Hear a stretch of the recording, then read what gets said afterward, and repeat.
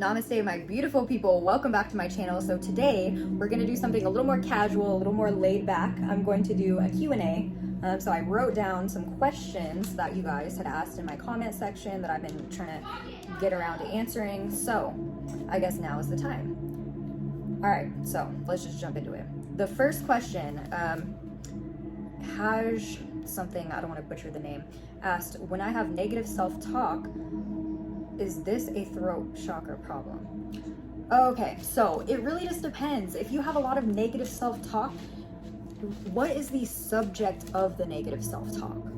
You know, is it every time you think about money and you're like, you are a joke, you can't seem to pay your bills, you don't make any money, like what are you doing? You know, kind of just in your mind to yourself if you're down on yourself for like anything financial. I mean, we all know that the chakras are really great at co-governing. I don't think there's not one time where they're not co-governing things, right? But say that you're having financial bad negative self-talk, that would be like root chakra paired with like solar plexus, which is our like self-esteem, right? This is like your power center of what you think about yourself and what others think about you, and you know, stuff like that. That solar plexus is going to be involved. Another thing that's going to be involved is the crown chakra, because you could feel a little more cut off from the etheric if it's a little underactive. So you're thinking, my financial life, my stability, the 3D, this is all there is. So I'm really focusing way too hard on physical things like money and blah, blah, blah. When maybe if I just switch it up a little bit, channel some of that sacral energy and do something very creative, then I might be able to make money off my creativeness, off my creations. And so do you see how that's going to help balance out your financial situation, which also helps balance out your root chakra, which helps balance out that negative self-talk, right? Pretty much every chakra is going to have a point where there's room for negative self-talk, you know? Like I just said, financial with the root. For the sacral chakra, next one up, that looks like negative self-talk of, I'm not very good at sexual things, I'm not very sexual, negative self-talk around sexuality, around your creativity. You know, if you have negative self-talk about sacral stuff, you're gonna be like, I just can't come up with new ideas. You know, you might have writer's block. You know, if you're like a rapper, you may be stuck, like I just can't make a new song. You just have a block from your creativity, and you express that negatively to yourself, negative self-talk, right? Next one up, solar plexus, right? That could look like, oh God, I'm so ugly, I'm so unworthy, like everybody else around me is doing this and this and I just can't do it, like blah blah blah, like just getting down on you, your image, your uniqueness, you as a person, right? If we move up to the heart chakra, negative self-talk for the heart chakra could look like, man, I'm so bad at making friends. God, I don't know anybody. It's so hard for me to go somewhere and connect with people. Like maybe you go somewhere and you feel like everywhere you go, people are just like looking at you weird or having like bad reactions to you and your energy, just no matter what. Like maybe you feel like every person you run into is having a bad day, like you just can't vibe with people at all. That could be negative self-talk of the heart chakra, right?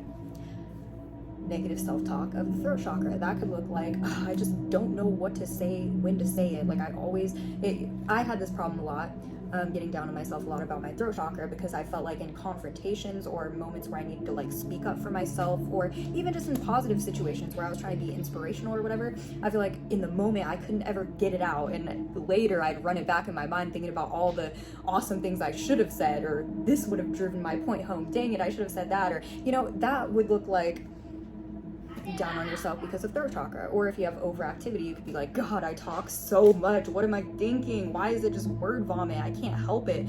Like, why do I say such stupid things? It's just like I blurt them out and then I regret them or whatever. Negative self-talk about the throat chakra. Negative thoughts or negative self-talk about the third eye. I can't visualize, I can't meditate, I can't, like, you catch my vibe here, right? up to the crown chakra. Like, oh God, like, why can't you just connect to spirit? Like, you're so bad at this. Why can't I just sit down and just, make a connection to my guides or my angels? God, like, everybody else can just sit down and channel stuff and information and astral travel and all this stuff, and I'm just sitting here like, I can't do it, right? That could also be negative self-talk about the crown. Okay, so you guys, as you can see, it's all different, it's all personalized, but they are all very tightly connected. It's very much, they're very much all connected, kind of like how our muscles and our nerves and all that are all connected. Kind of like, I remember when I learned about the nerve connections that we had, I was younger, and somebody had like poked me in my belly button, but I was like, look, kind of like zapped me all the way down in my like root chakra area, like in my crotch area, and I was like, that's so weird. And I'd be poking myself, I'm like, ouch, or like just a weird ouchy feeling. But those are two completely different places. And so, or kind of like if you, when I had my surgery, they went through my armpit, but I would feel it all the way down in this muscle. Like I go to reach for something and I'd be like I'd feel my nerves, ouch, zap me all the way down my arm. So basically what I'm trying to say is that a lot of body parts that we have are connected to different things. If you look at any kind of like reflexology charts, or just the modality of reflexology or cupping or anything like that in general, they kind of go off that what's that other one? Acupuncture. They all kind of go off that assumption, or that knowing that if you mess with one area, it messes with a lot of different areas or other areas or whatever, right? So that's that. I took a long time on that question. Moving on to the next one. Cosmic Onion asks, do you think that the life review is just another matrix trap like religion? No. Possibly. This is what I think about the thought of a life review in general.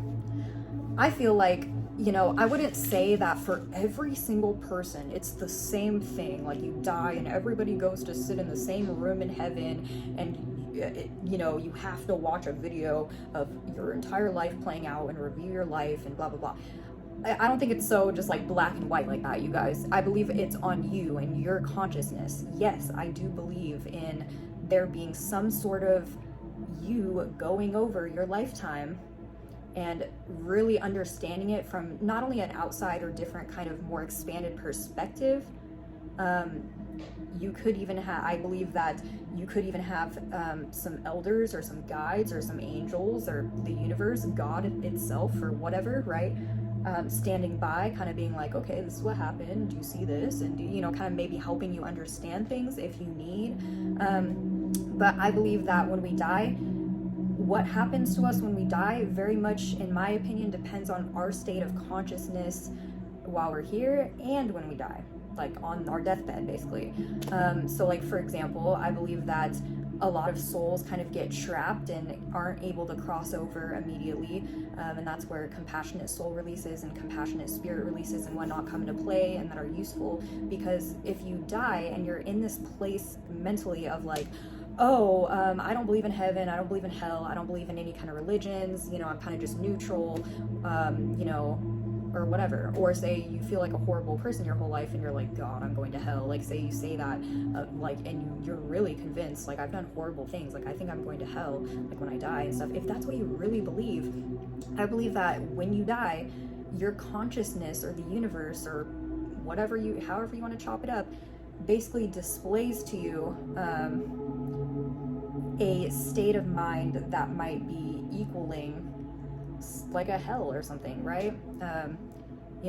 Until you are able to kind of cross over and get up out of it, or until your soul learns what it needs to learn, and then you can move on. But the how do I say this, how our mentality is right before we die kind of dictates the next step we take, is what I believe.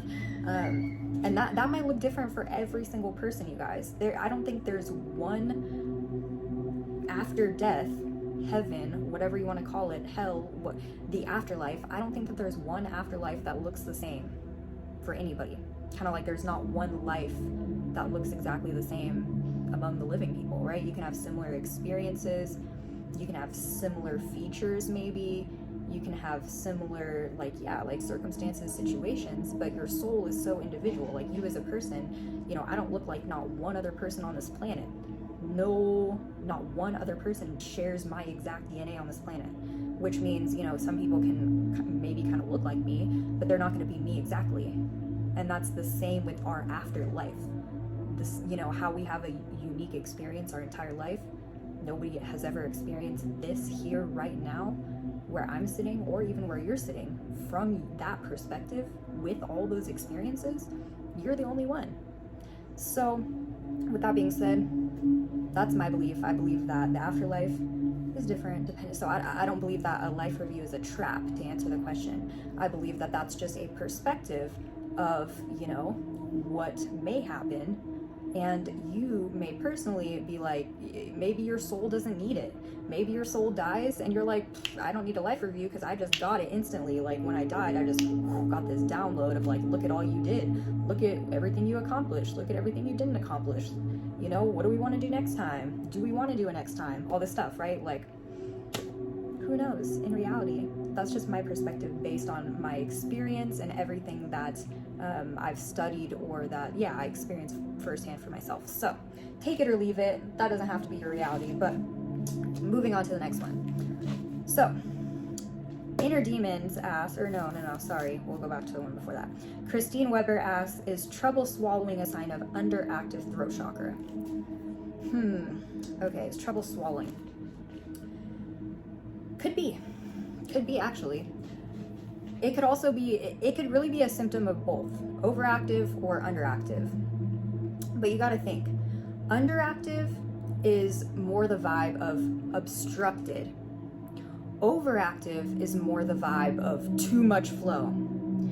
So when we're talking about trouble swallowing, in my mind, yes, that's kind of like a restriction, or, you know, not very much flow, right? It's restricted. So yes, that would be a symptom of underactivity in the throat chakra. Good observation. Yes, I have a video on how to balance that out, just in case you need it. My balance of throat chakra video. Let's see. Moving on to the next one. Inner Demons ask, have you been diagnosed with schizophrenia? You have lots of insights about growing up in Western culture with that disorder. No, I've never been diagnosed with schizophrenia. But basically, I've known people and had girlfriends and had, you know, people in my life that had schizophrenia. And, you know, when you hear about it on TV, or when you just think about it in general and you don't actually know somebody that has it, probably your mind's going to go to somebody who is confused, who's out of touch with reality, who doesn't know what's happening, basically like movie style, right? But in reality, there can be cases of schizophrenia that are a lot more casual. And what I mean by this is that there could be people that don't even realize they have it. They just are going about their day and they're kind of perceiving of things that nobody else can perceive of, but that, you know, they kind of question themselves every day. Like, they may hear voices or something, or noises that aren't, that they're questioning if they're rooted in reality, in 3D. They're like, is that in my mind, or is that... So my opinion about schizophrenia is that it's not a disorder at all. Take it or leave it. In my opinions, take it or leave it. This doesn't have to resonate with you, but I believe that people that have schizophrenia are just way more open and perceptive to higher dimensions, other realities. Just, the universe is very complicated, right? If you look it up, we can only perceive of 1% of matter, right? Like, of what's around. Like, science proves this. With our senses, we can only perceive of 1% of the universe, basically. So, with that being said, there's a whole 99% that we can't perceive of. Just think about microwaves, X-rays, you know, stuff like that, gamma rays. When you have the Wi-Fi in your house, you're not seeing the Wi-Fi streaming everywhere. You just have Wi-Fi. You don't see it. You just know you got it, right? Sometimes you'll be like, no, it disconnected, and you'll have to monkey with it. But you don't see it with your own eyes, right? You don't hear the Wi-Fi. The Wi-Fi is a frequency, but you don't just hear the Wi-Fi. Or even like those little dog whistles. You blow it, but you can't hear shit. Only the dog reacts. It's like, ah. That's because it's a different frequency that we cannot perceive of. And it's basically, in my opinion, the same thing that schizophrenics are able to perceive of. And I also believe, you know, you can have negative experiences or positive experiences, right? In this universe, there's dark and there's light. There's good, there's bad, there's polarity. So if you know, I feel like people with schizophrenia disorder get a bad rep because, you know, notoriously, they paint a picture of somebody who's extremely ungrounded. You know, that's another problem with schizophrenia, is that you're perceiving of all this stuff and you're like, is this real? You're questioning whether it's grounded in reality. And that's a huge problem. And then you have society telling you, no, that's made up. Oh God, you're crazy. You're perceiving of stuff that nobody else can perceive of. You are nuts. You need to go to the crazy house. This is a disorder. This is a malfunction of your brain or your body or your energy. And I think that's really messed up, you guys. I just think that they have different capabilities as humans. We all have capabilities. I just think that their brains work a little different. And then society wants to drag them for being different. I feel like that about a lot of different disorders, right? And imagine if you have all these people that are able to perceive of outside, you know, that are able to communicate with, you know, different beings of, you know, in like the sixth dimension, or, you know, over here, cosmic beings or whatever. Imagine if they had training and guidance on how to communicate or what to look for, or what if somebody just told them this is real and you're good, like you can just perceive of other shit. They could learn how to ground themselves and then take advantage of it, right? So that's just my opinion. My opinion of schizophrenia is just based off my own experience. Take it or leave it, but it is what it is. It does get a little dangerous when somebody is not able to keep themselves grounded in this reality. If they're just perceiving of everything out here, their third eye is just blown open and they just don't know what's real anymore, what's not. That is dangerous, and my heart goes out to them. I wish I could help them more. I guess that's why I have these videos and stuff, to give people somewhere to look. So all right, you guys, I think those are all the questions I'm going to answer in this video. I'll be back with the next video to answer some more questions, because this video is getting a little long. Okay, I hope you all have an amazing day. I hope you kick ass. I hope that everything you've ever wanted falls in your life today. Okay, namaste. Hey you guys, I was gonna cut off the video, but I just looked down at my paper and I realized it's not gonna be that much longer, and they're mostly just quotes or whatever. So Denver Metro Audits writes a quote. He basically wrote down a quote that I love in the comments, so I wanted to share it. He said, things aren't happening to me, they're happening for me. Once you believe that, the sky is the limit. If you believe things are happening to you, the limit is the sky. And that totally resonates with me. Totally believe that. The next one is Eddie Davis. He says, your filter is like an aura. I don't know if you noticed. I believe this is on one of the third eye videos. And yes, I'm so glad somebody brought it up, because I did that on purpose, you guys.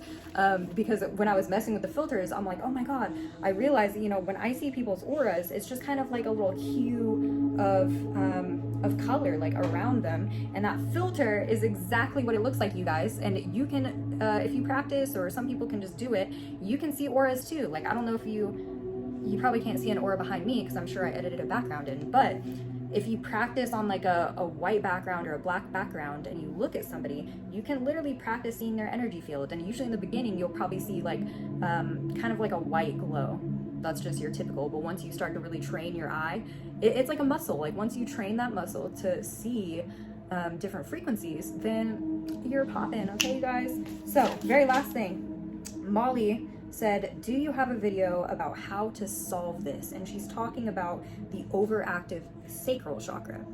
Yes, the answer is yes. And it's my video, if you go back to my video, how to balance the sacral chakra. Balance sacral, that is the one to solve it. Okay, you guys, so that was short and sweet, just a couple minutes longer. I hope you all have an amazing day. Namaste.